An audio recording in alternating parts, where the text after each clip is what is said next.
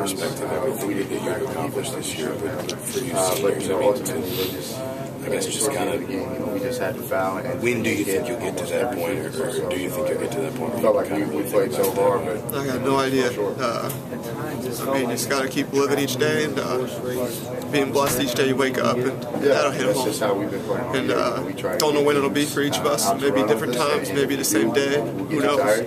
But we got retired, but we've seen what our fans do for us, and they won't let us forget what we did, and so it'll sink in. For you this season, how much has this run meant, especially through everything that you guys have been through, just to get to this point, this far? I mean, we're just living my dream. I mean, playing here, playing in this atmosphere, and that's what we've been doing all year. Going to war with these guys every day. We got the ball. We trust that they're going to make the right decision. The greatest feeling in the world, and we feel like we did. Worst feeling.